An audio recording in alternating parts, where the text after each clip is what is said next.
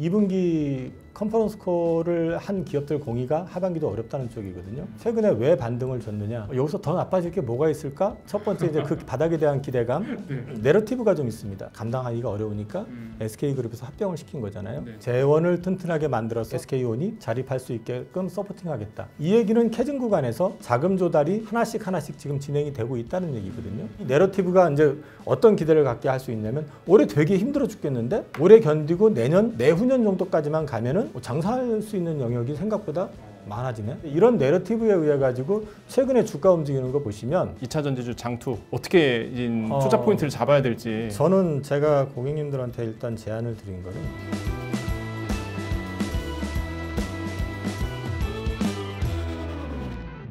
9월을 맞이하는 국내 증시, 금리 인하에 대한 기대와 2차 전지 매수세의 유입으로 증시에 훈풍이 불어오길 기대하는 목소리가 많은데요.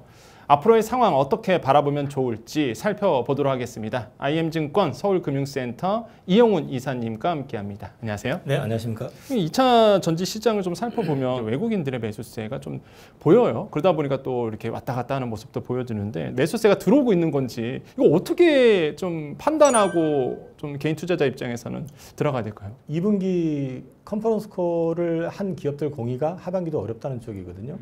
그 실적에 대한 기대감은 없다는 거죠. 근데 이제 최근에 왜 반등을 줬느냐?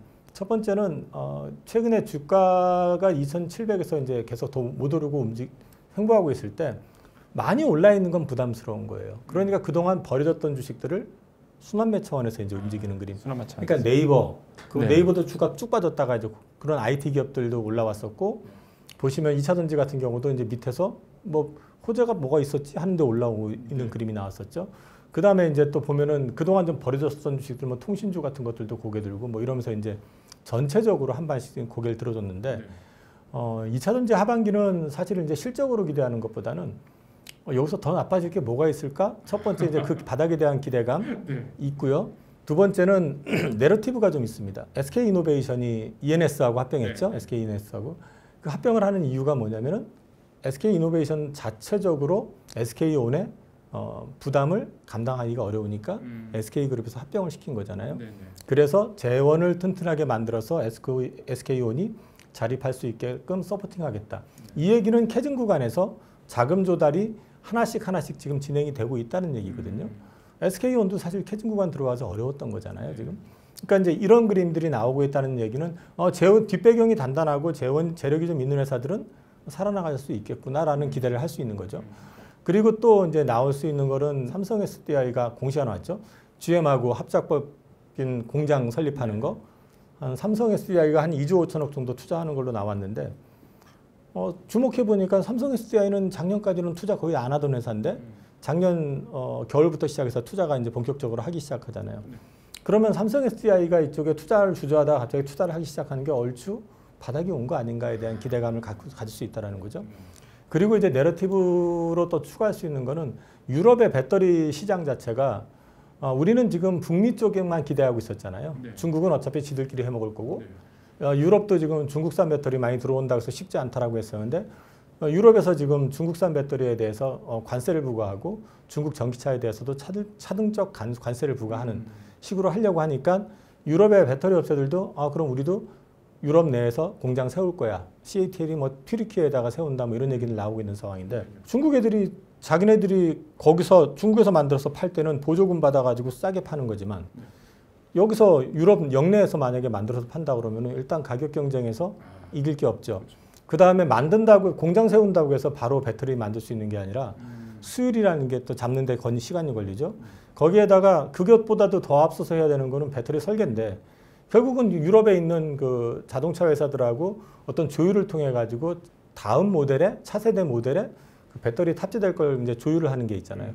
그게 또 시간이 걸릴 거라는 얘기죠. 그럼 중국 업체들은 여기 들어와 가지고 아둥바둥 해가지고 여기서 영업을 시작해봤자 앞으로 한 4, 5년은 별로 할 게 없을 것 같다라는 거. 여기에 유럽의 배터리 회사들이 많은데 노스볼트라고 하는 회사가 유럽 내에서는 배터리를 제일 잘 만든다는 회사거든요. 근데 걔네가 수율 문제 때문에 BMW하고 계약했었던 게 SDI로 넘어왔어요. 그럼 노스볼트가 수율 문제 때문에 지금 생산을 잘 못한다라고 하면 나머지들도 뭐 큰 차이는 없다라는 거죠. 그럼 유럽 시장 내에서 우리나라 3산 다 들어가 있으니까 공장 가지고 있고 수요를 다 잡아놓은 상태고 거기서 생산 원가나 제조 원가는 중국이 들어오든 뭐가 들어오든 차이가 날 게 없는 상황이라면 우리 입장에서 여기서도 해볼 만한 거 아니야? 라는 생각을 할 수가 있겠죠. 근데 이건 문제는 올해 당장 매출로 안 찍혀요. 올해는 안 찍히죠. 네. 전체 큰 그림이잖아요, 지금. 그 다음에 또 뭐 BMW 거 넘어온다고 그래가지고 삼성 SDI가 뭐 당장 만들어서 팔 수 있는 게 아니잖아요. 그러니까 이건 올해 찍히는 내용들은 아니에요. 여기에 또 LG에너지 솔루션이 르노 쪽으로 해가지고 5조 원짜리 LFP 배터리를 수주를 했어요. LFP 배터리를 수주한, 그러니까 전기차용으로 첫 사례거든요. 근데 이게 의미가 있는 거는 셀투백 방식으로 이제 수주를 했는데 결국 르노가 됐든 어디가 됐든 간에 유럽의 자동차 회사가 우리나라 배터리 업체한테 LFP 방식으로 발주를 넣었다는 사실 자체는 우리가 항상 지금 언론에서도 얘기하고 있는 건 NCM은 한국, LFP는 뭐 중국 이렇게 돼 있는 거였잖아요. 근데 이쪽에서 기술적으로 차이 없을 것 같다라는 거죠. 어느 정도 극복이 됐다라는 걸 반증해 줄 수 있는 그런 그림이라는 거고, 그 다음에 이제 세 번째는 전기차 성장률이 좀 떨어지니까 ESS 배터리 얘기들이 좀 나오잖아요. 북미 쪽은 지금 현재 중국산 배터리 업체들이 많이 가져가고 있는데 여기에 대해서도 27년부터인가 관세를 부과할 거예요. 그러니까 사실상 중국산은 이 북미 쪽에서는 퇴출을 시키려고 하는 게 미국의 의도이기 때문에 그러면 거기에 역시 배터리 셀 공장을 가지고 있는 우리 회사들이 수주를 많이 하면서 앞으로 매출로 애드가 될 가능성이 높다는 거죠. 단적으로 나온 게 LG에너지 솔루션이 하나 QCL이라는 회사한테 수주한 게 있고 플런스 에너지에서도 LFP 수주한 게 있고요. 삼성 SDI가 그 NCM으로 해서 ESS 배터리를 역시 미국에서 수주를 했고요. 그러니까 이런 것들이 맞물려서 보면 북미 쪽에 ESS 배터리 시장도 우리가 잠식해 갈 수 있겠구나. 근데 앞서도 말씀드렸지만 문제는 지금 당장의 매출로는 인식이 안 되는 것들이죠. 근데 이 내러티브가 이제 어떤 기대를 갖게 할 수 있냐면 올해 되게 힘들어 죽겠는데 올해 견디고 내후년 정도까지만 가면은 장사할 수 있는 영역이 생각보다 많아지네. 이제 그런 게 이제 바닥에 대한 기대감을 줄 수 있다라는 거죠. 그래서 이제 이런 내러티브에 의해 가지고 최근에 주가 움직이는 거 보시면 양극재, 그다음에 셀업체 뭐 이런 것들 놓고 보면 셀업체가 강했어요. 삼성 SDI가 강했고 그다음에 저기 LG에너지 솔루션 말씀하셨지만 그 밑에서 한 20% 이상 올라오고 그에 반해서 지금 양극재 업체들 에코프로 BM이나 이런 회사들 보면 주가가 거의 반등을 못하고 있거든요.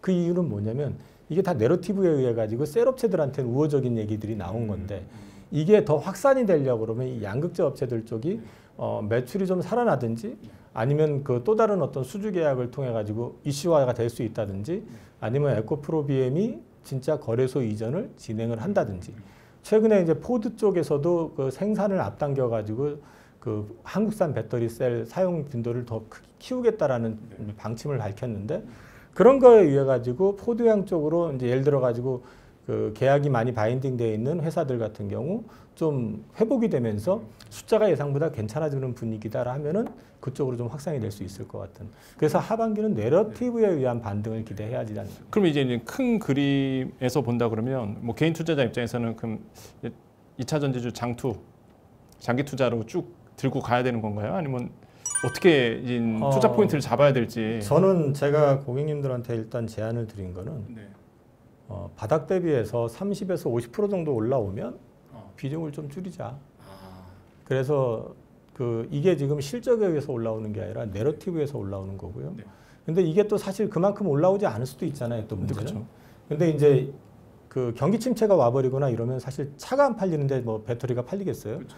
그러니까 이제 그런 리스크가 또 있긴 있는데 일단 현재 보여지는 거는 경기 침체 리스크에 대해서는 제한적이라고 보는 것 같으니까 이런 내러티브에서 주가 반등이 좀 나오면은 조금 비중을 줄여가지고 다른 포트를 좀 보시든 아니면 다시 좀 많이 다시 되밀렸을 때 이게 실적에 의해서 올라오는 건 아니기 때문에 한 번 더 밀릴 수 있으니까 그럴 때 기회를 보시는 게 어떨까 하고 지금 말씀을 드리고 있습니다. 9월 시장 이제 기대가 많이 되고 있습니다. 그래서 9월 시장에서는 투자자분들의 계좌가 좀 따뜻해지기를 좀 희망해 보면서 오늘 말씀도 여기까지 좀 듣도록 하겠습니다. 오늘 말씀 너무나 감사합니다. 네, 감사합니다.